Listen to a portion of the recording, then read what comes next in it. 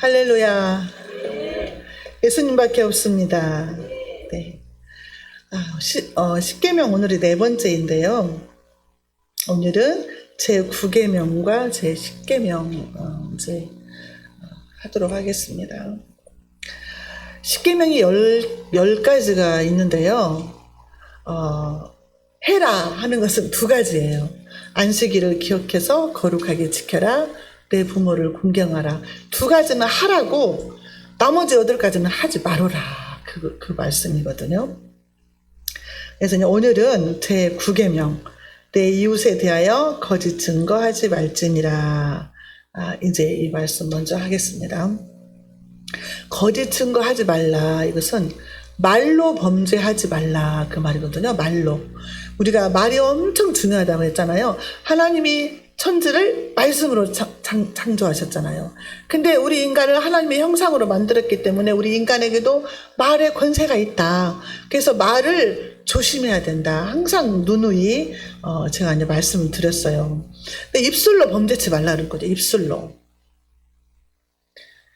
거짓 증거하지 말지니라. 그거는 입으로 하는 그 죄거든요. 거짓 증거는 법정에 서가지고 거짓말로 증인이 되어서 다른 사람을 죽이는데 그렇게 막 거짓말로 해서 다른 사람을 해코지 하는데 쓰는 거거든요. 그래서 이런 것도 남을 해하게 하는 데에 거짓말을 쓰는 것은 허용할 수가 없다. 그런 말씀이거든요. 근데 이 거짓말이요. 거짓말이 누구에게서 나오는 걸까요? 하나님은 거짓을 싫어하시거든요. 근데 이 거짓은요. 마귀로부터 나온다 그랬어요. 그래서 요한복음 8장 44절에 보면은 너희는 너희 아비 마귀에게서 났으니 너희 아비의 욕심대로 너희도 행하고자 하느니라. 그는 처음부터 살인한 자요 진리가 그 속에 없으므로 진리에 서지 못하고 거짓을 말할 때마다 제 것으로 말하나니 이는 그가 거짓말쟁이요 거짓의 아비가 되었습니다. 그랬어요. 자, 인류 최초의 거짓말쟁이는 누구였을까요? 사람 아니고 뱀이에요. 뱀이 하와를 속였잖아요. 야, 그거 선악과 따먹어도 넌 죽지 않아. 네 눈이 밝아져서 너는 하나님처럼 될 거야. 그랬어요. 하나님의 말씀은 뭐였어요? 선악을 알게 하는 그 나무의 열매를 먹으면 네가 정녕 반드시 죽을 것이다. 그랬어요. 이게 하나님의 말씀인데 뱀은 거짓을 한 거예요. 처음으로 거짓말을 한 거죠. 이 사탄의 그 표본이잖아요, 뱀이. 근데 우리가 이렇게 말을 이렇게 보면은요, 아담이 은혜 받았을 때 어떻게 했어요? 아담이 은혜가 넘칠 때는요, 그 안에 하와를 보고 뭐라고 했어요? 남자들만 이제 찾아서 봐야 돼요. 남자들, 창세기 2장 23절 한번 보겠습니다. 남자분들 찾아서 읽어주세요. 크게. 창세기 2장 23절. 자, 아담이 은혜 받았을 때는 이렇게 말했어요. 목사님 크게 불러서 말씀해 주세요. 창세기 2장 23절 시작. 읽으세요. 남자분들 읽으세요. 시작. 아담이 이르되 이는 내 뼈 중에 뼈요 살 중에 살이라. 이것을 남자에게서 취하였은즉 여자라 부르리라 하니라. 은혜를 받으니까 자기 아내를요, 너는 나의 뼈 중에 뼈고 살 중에 살이고 너무 사랑했어요.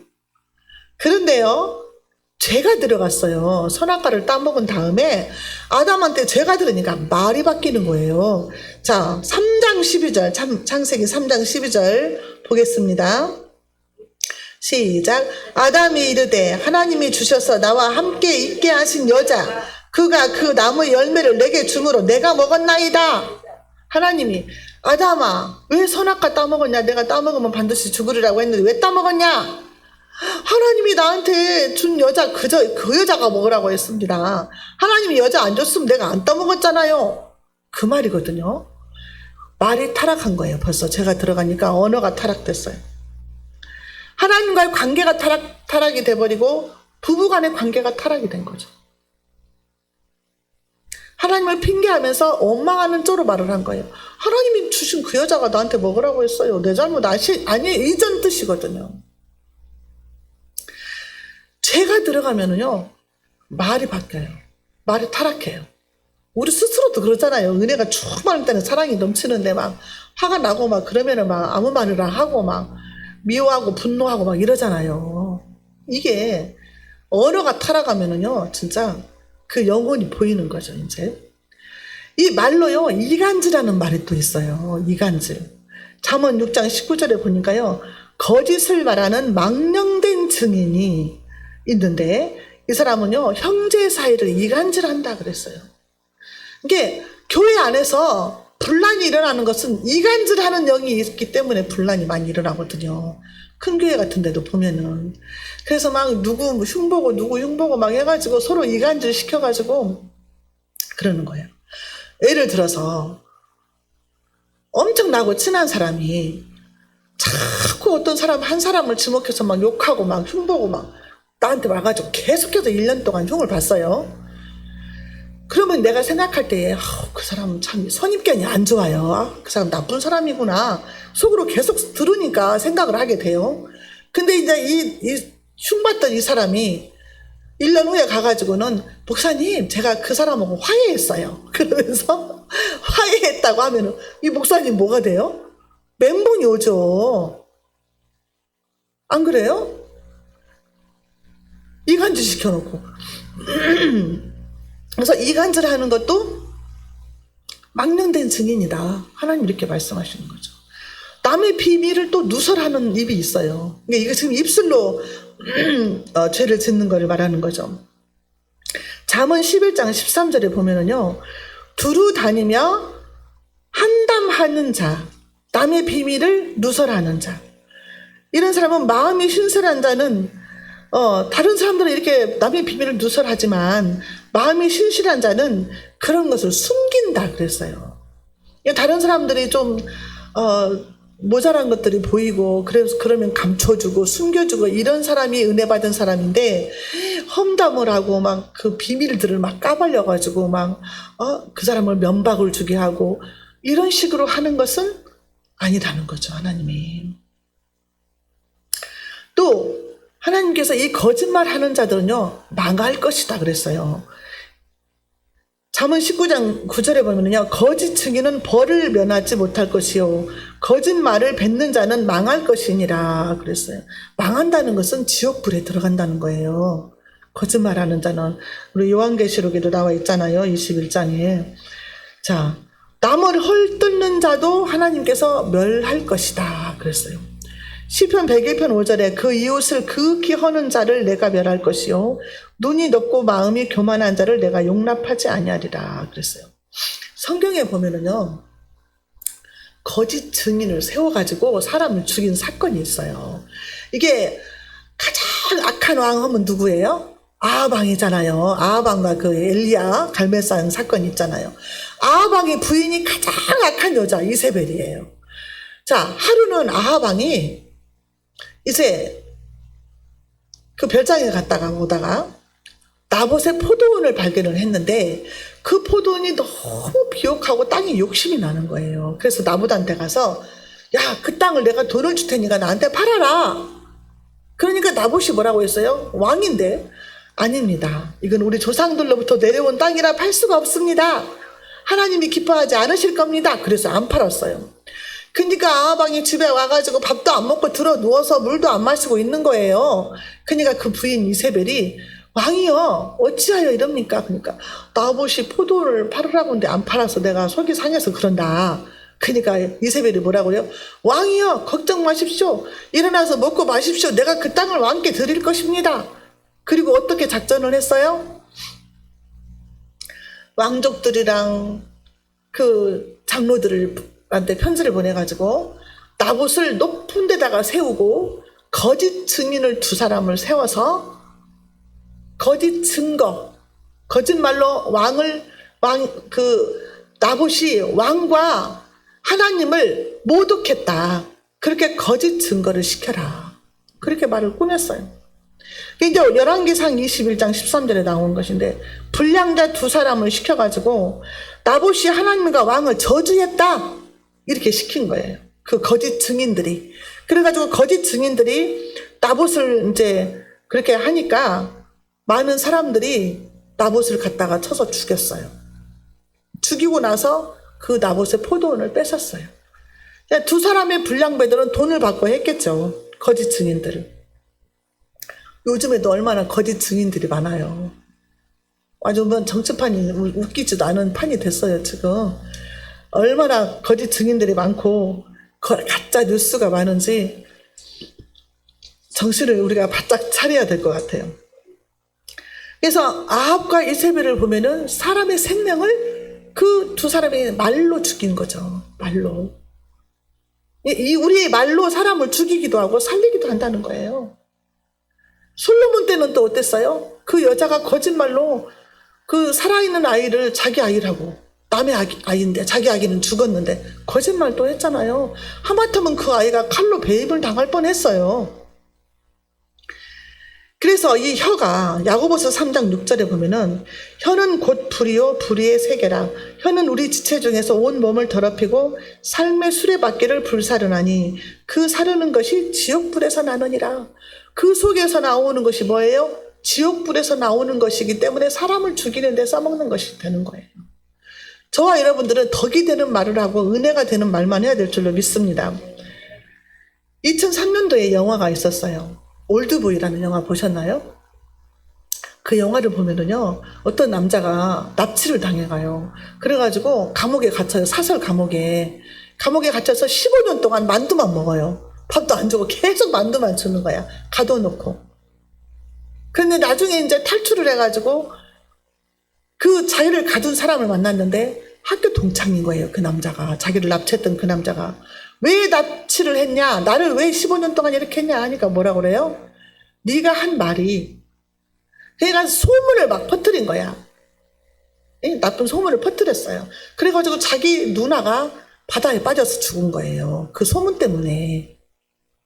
말로 사람을 죽은 거죠. 그러니까 이 아이가 복수심으로 키운 거죠. 복수심을 막 마음에 칼을 갈다가 그 친구를 납치를 한 거예요. 커가지고. 이 말로 사람을 죽인다는 것이 거기에 나왔거든요. 그러니까 우리가 우리의 말로 사람을 죽이기도 하고 살리기도 할 수 있다는 거예요. 죽어가는 사람한테 우리가 소망을 주고 믿음을 주고 희망을 주면 그 사람이 살아나잖아요.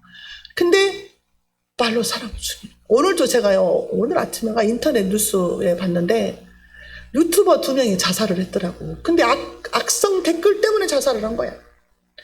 이게 글로. 근데 글도 말이죠. 글도 말이잖아요. 그래서 사람을 죽이는 혀가 된 거예요.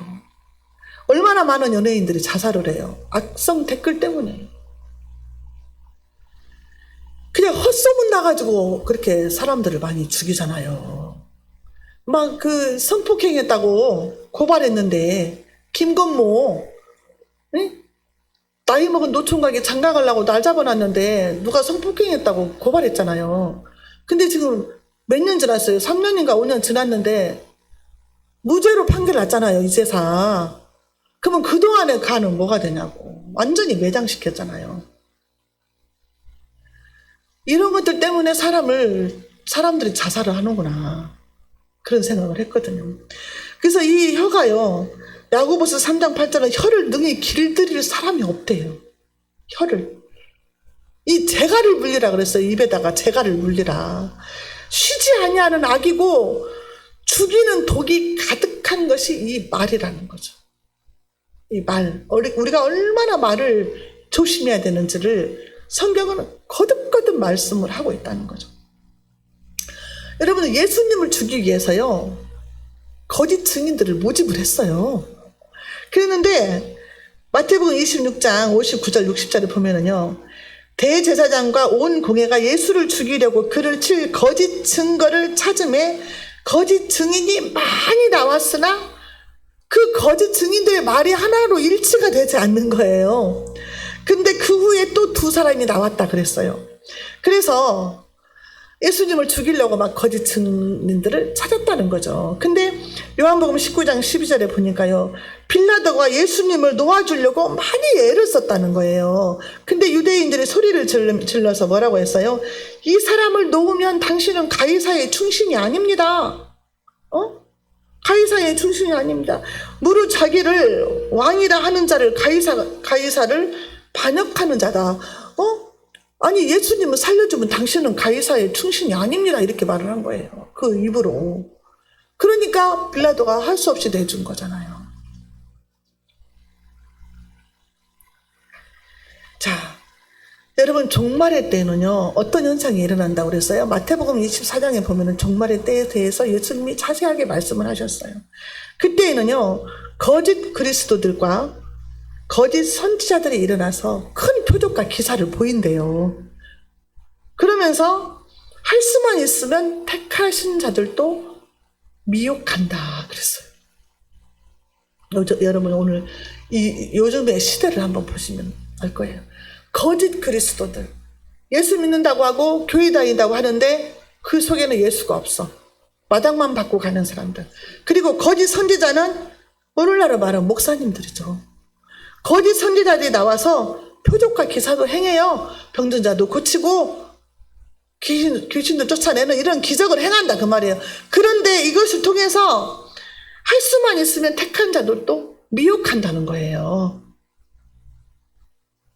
말세 때는요 주의 종 잘 만나는 게 복이에요. 얼마나 많은 목사님들이 성도들을 잘못된 길로 인도해 가는지 몰라요.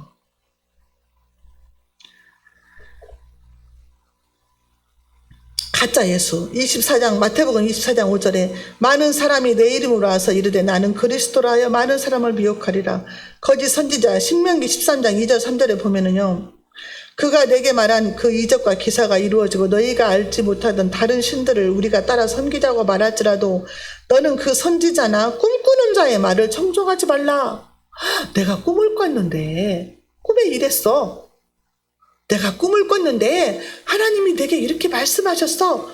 그러면서 사람들을 400명이나 피지를 데리고 가서 피지가 에덴 동산이다 하면서 데리고 간 신옥주 있었잖아요. 얼마나 그런 비슷한 사람들이 많아요. 자기가 하나님이요. 자기가 하나님인 사람들이 너무 많아요. 대표적인 사람들 많잖아요. 우리가 아는 사람들만. 그들의 말을 청종하지 말라. 이는 너희의 하나님 여호와께서 너희가 마음을 다하고 뜻을 다하여 너희 하나님 여호와를 사랑하는지 여부를 알려하사 너희를 시험하심이니라. 하나님이 네가 정말 하나님 사랑하냐? 시험하는 거래요. 거짓 선지자들을 통해서. 우리 믿음 우리가 지켜야 되는 거예요. 지금 이 시대가. 가짜 뉴스로 사람을 죽이잖아요. 지금. 그런데요. 하나님이 거짓 증거하지 말라 그랬잖아요. 목사들이나 예수 믿는 사람들은 어떻게 해요? 진실을 말하지 않으면 이건 직무유기예요. 목사님들이 때를 따라서 성도들에게 양식을 줘야 되는데 그 양식을 주지 않고 벙어리처럼 말하지 않는 것도 직무유기다 그 말이에요. 이 시대에 때를 따라서 양식을 줘야 된다는 거죠. 지금 시대가 혼탁한 시대예요.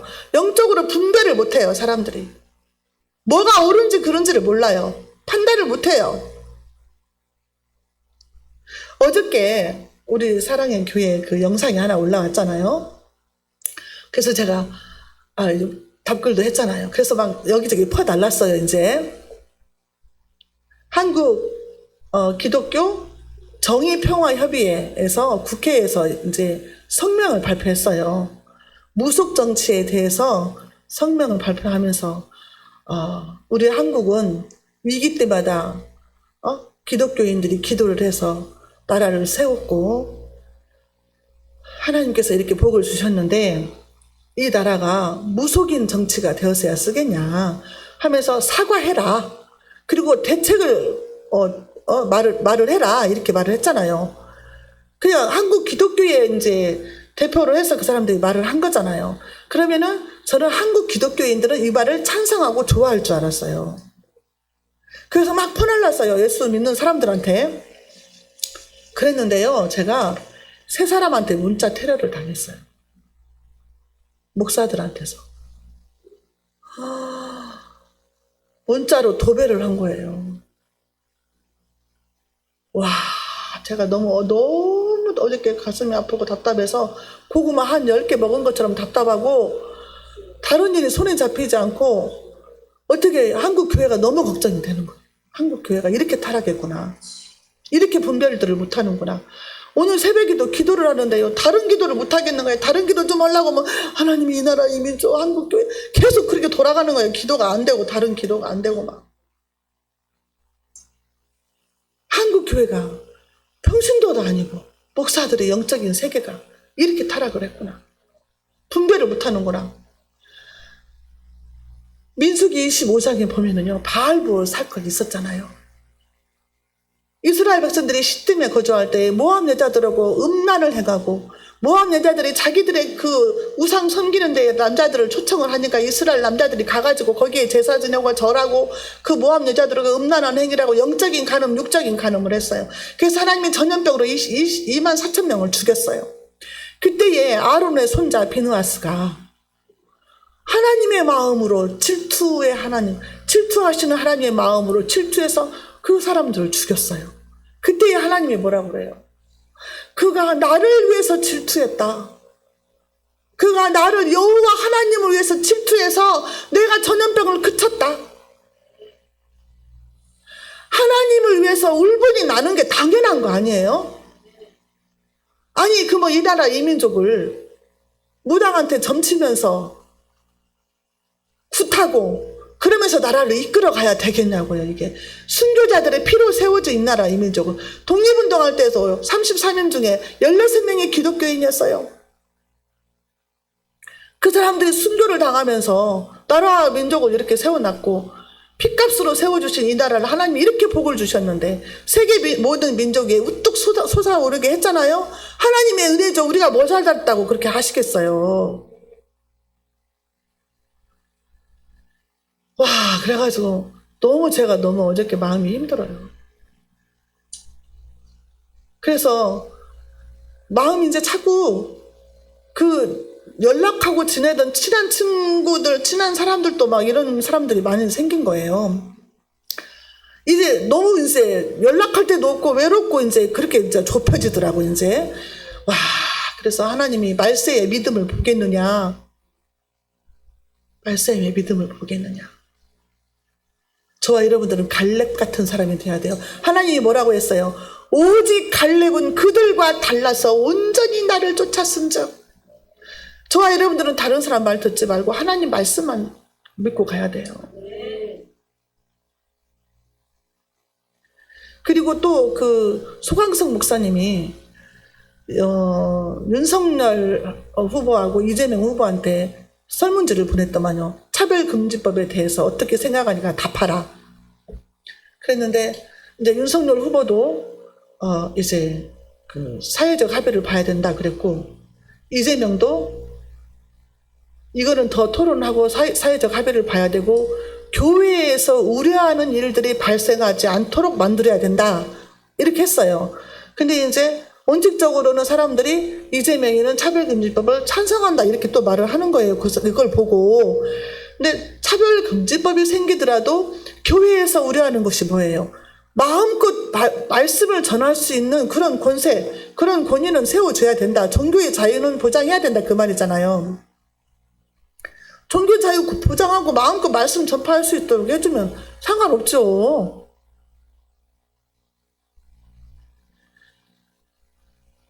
우리가 다른 것은 몰라도 다 나쁜 사람이다 쳐도 우리가 영적인 것으로 분별을 해서 결단을 해야 될 것 같아요. 두 번째는요, 내 이웃의 것을 탐내지 말라 그랬어요. 이것은 10번째 이제 10계명이죠. 10번째 10번째 계명이죠. 21절에서는 내 이웃의 아내를 탐내지 말라 이 말이 먼저 나왔잖아요. 출애굽기 20장에서는요 내 이웃의 집을 탐내지 말라가 먼저 나와요. 그리고 아내가 두 번째로 나와요. 이게 이 말의 본론은 내 이웃의 모든 소유물들을 하나도 탐내지 말아라 그 말이잖아요. 내 이웃의 집이나 아내나 그의 소유물, 뭐 말이나 소나 노예나 남종이나 여종이나 모든 것들을 탐내지 마라 이 말씀이죠. 자, 1계명에서 9계명까지는요 행동으로 나타나는 그런 계명이에요. 근데 10번째 계명은 뭐예요?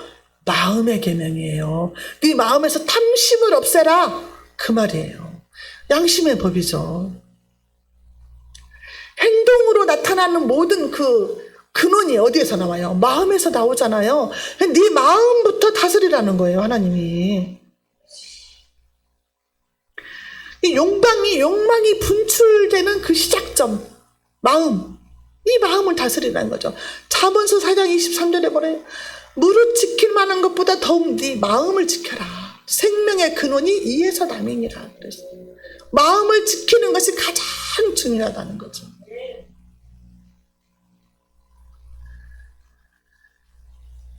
레위기서 17장 9절에 보면요, 부패한 마음이 나와요. 만물보다 거짓되고 심히 부패한 것은 마음이라 누가 능히 이를 알리오마는. 부패, 마음이 부패, 생각이 부패한 거예요.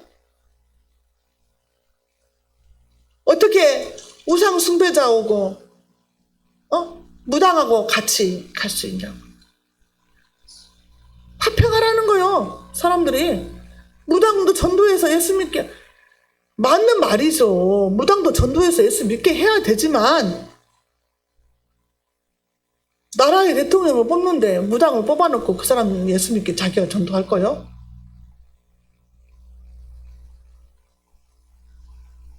사탄과 예수 믿는 것이 함께 갈 수 없어요. 어떻게 예수 믿는 자와 귀신이 함께 가요? 멍에를 같이 매지 말라고 그랬어요. 우리가 그들을 미워하지 않고 불쌍히 여기고 사랑하고 복음을 전하고 그들을 위해서 기도는 할 망정 같이 갈 수 없어요. 그건 혼합주의죠.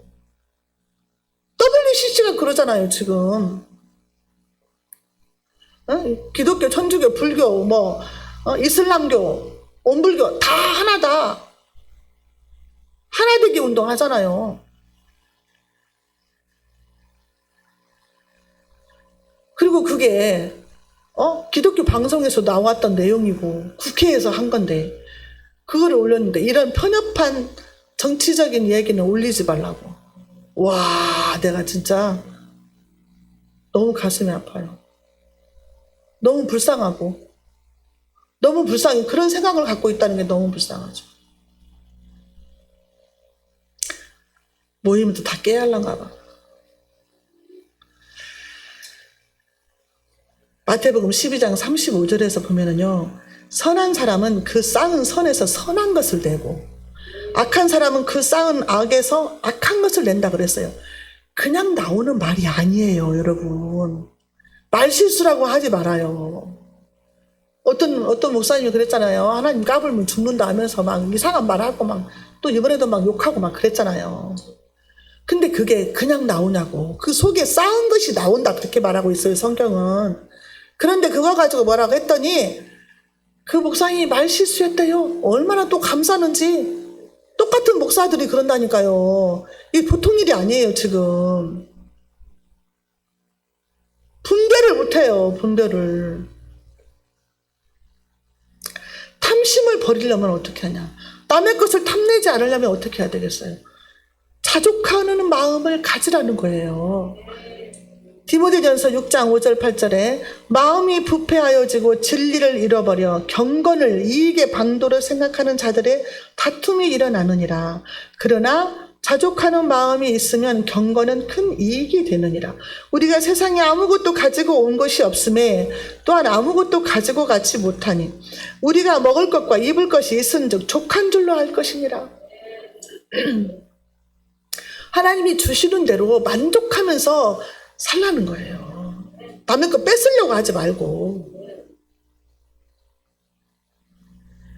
선거판이라 막 국민들은 마음에 뺏으려고 온갖 거짓말, 막 뉴스, 가짜 뉴스 만들어내가지고 하고 그런 것들이 많잖아요. 우리가 잘 분별을 해야 될 줄로 믿습니다. 사도 바울은 빌립보서 4장 11절 12절에서요. 내가 궁핍함으로 하는 것이 아니니라. 어떠한 행편이든지 나는 자족하기를 배웠노니 나는 비천에 처할 줄도 알고 풍부에 처할 줄도 알아. 모든 일, 곧 배부름과 배고픔과 풍부와 궁핍에도 처할 줄 아는 일체의 비결을 배웠다 그랬어요. 초월을 해버린 거죠. 하나님 주시면 먹고 안 주시면 금식하고 이런 마음이죠. 어떤 상황에 처하든지 자족하는 마음을 갖고 감사하는 마음을 가지라는 거예요. 요즘 코로나 때문에도 힘들고 저번에 우리 그 주일날 새벽 예배 나왔던 청년 그때 한 번 나오고 안 나오잖아요. 근데 어떤 상황에 처하든지 우리가 제가 아까 말씀드렸잖아요. 우리 코로나 가는 우리 자매한테 자가격리 하는 동안에 얼마나 답답하고 또 막 화도 나고 엉망도 되고 막 그럴 마음이잖아요.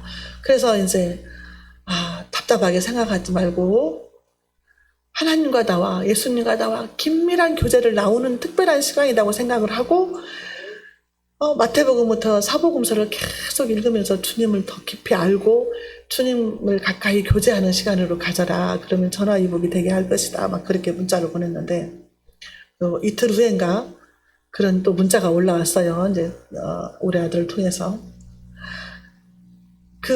죽음을 기다리고 있던 바나바가 곧 나였다. 예수님이 바나바 대신해서 십자가에서 죽으셨다. 나를 대신해서 십자가에 죽으셨다는 것을 기도문을 써서 올렸더라고. 말씀을 묵상하면서. 그러니까 그런 상황에서도 은혜를 받는 사람은 이렇게 은혜를 받아요. 하나님의 은혜가 저와 여러분들에게 이렇게 임할 줄로 믿습니다. 남의 것을 탐내지 않으려면요, 돈을 사랑하는 그 욕심을 버려야 돼요. 히브리서 13장 5절에 돈을 사랑치 말고 있는 바를 족한 줄로 알라. 그가 친히 말씀하시기를 내가 과연 너희를 버리지 아니하고 과연 너희를 떠나지 아니하리라. 하나님이 나와 함께 하시면 그걸로 족한 줄 알라는 거죠. 남의 거 엿보지 말고. 마음속에서 나오는 죄악이요. 마가복음 7장 21절에서부터 보면 예수님이 하신 말씀인데 사람의 속에서 나오는 것이 뭐냐면요. 악한 생각인데요. 그 생각들이 뭐냐. 곧 음란과 도적질과 살인과 간음과 탐욕과 악독과 속임과 음탕과 흘기는 눈과 회방과 교만과 우매함이니 이 모든 악한 것이 다 속에서 나와서 사람을 더럽게 한다. 그랬어요. 탐욕이 거기에 들어가는 거죠. 거짓도 들어가고. 우리가 십계명에 배웠던 것이 다 여기에 들어가요.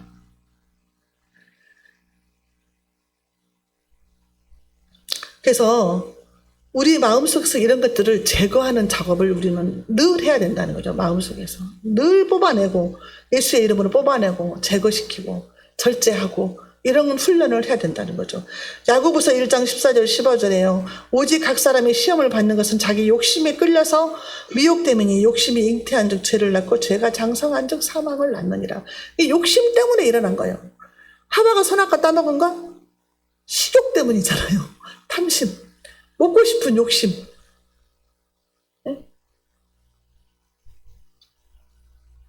제가 누누이 말씀드리는 거 골로새서 3장 5절 무슨 말씀이죠?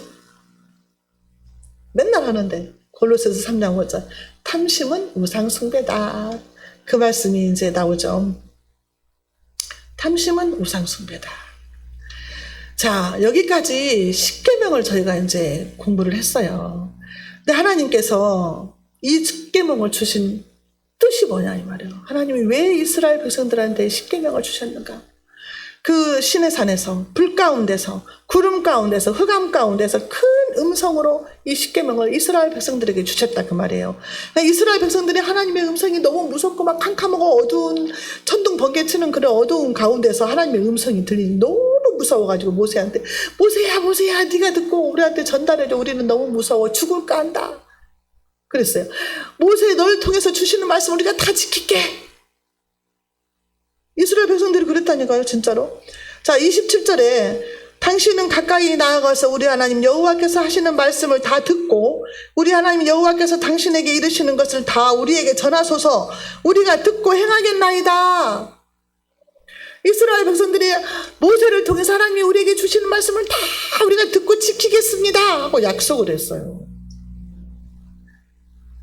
하나님이 이 말씀을 주신 것은 뜻이 있어요. 29절 보겠습니다. 29절 5장 29절 다만 그들이 항상 이 같은 마음을 품어 나를 경외하며 내 모든 명령을 지켜서 그들과 그 자손이 영원히 복받기를 원하노라.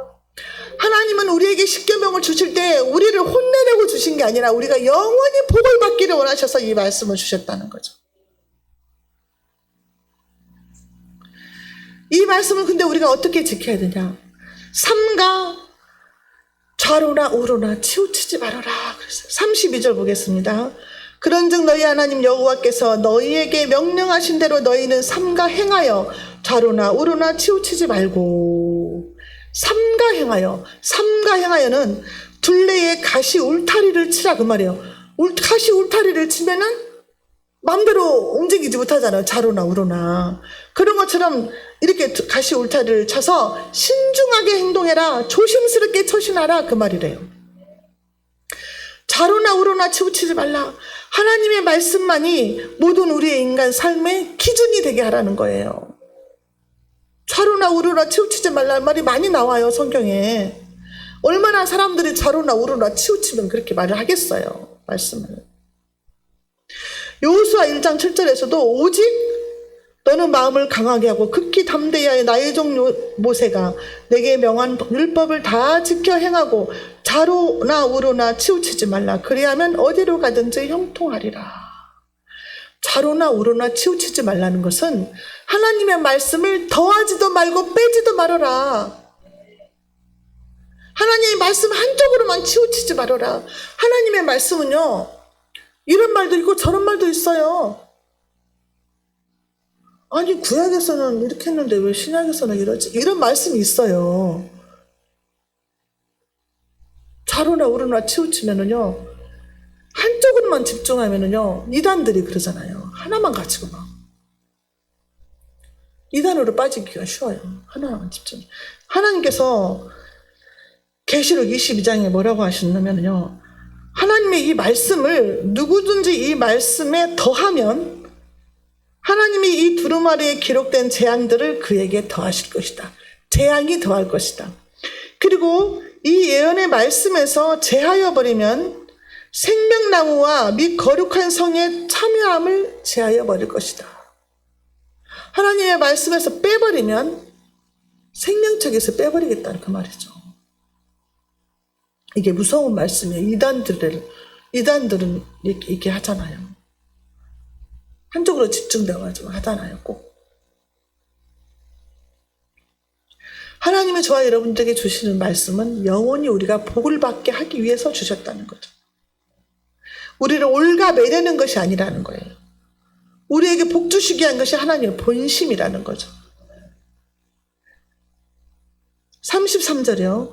너희가 하나님 여호와께서 너희에게 명령하신 모든 도를 행하라. 그리하면 너희가 살 것이요 복이 너희에게 있을 것이며 너희가 차지한 땅에서 너희의 날이 길리라. 복을 주시겠다는 거예요. 너희가 살고, 첫 번째는 네가 살고 네가 복을 받을 것이고 네가 땅에서 너희 날이 길 것이다 그랬어요. 그러고 보면은 십계명은 사랑이죠. 하나님의 사랑. 사랑의 언약이죠.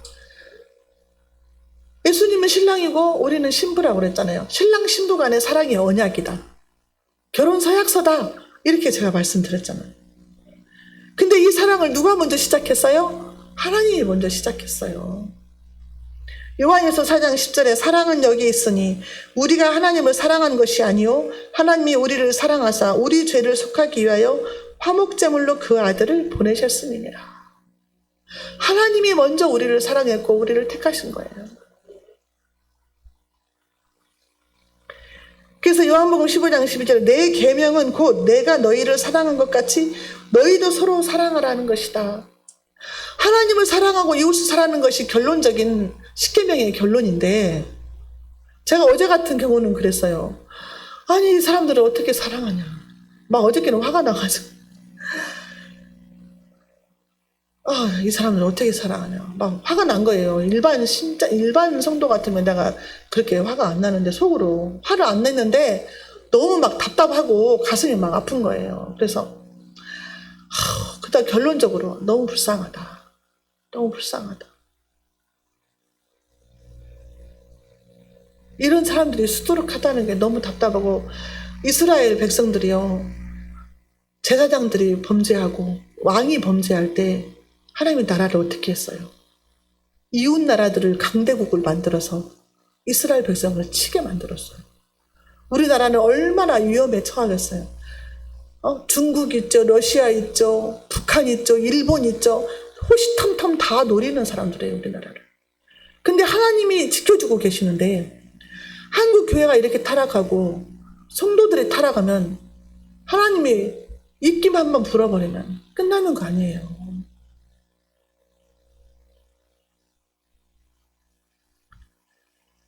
우리가 깨어서 기도해야 하는 수밖에 없다는 거죠. 하나님한테 우리가 얼마나 기도를 많이 해야 되는지를 다시 한번 깨달았어요.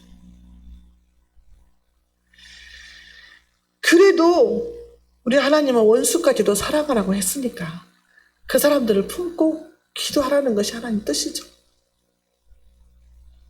자, 십계명은 하나님을 사랑하고 이웃을 사랑하라는 말씀이에요. 이 말씀은 최선을 다해서 우리가 지키고 또 우리도 복을 받아서 누려야 될 줄로 믿습니다. 기도하겠습니다. 하나님 아버지 감사합니다.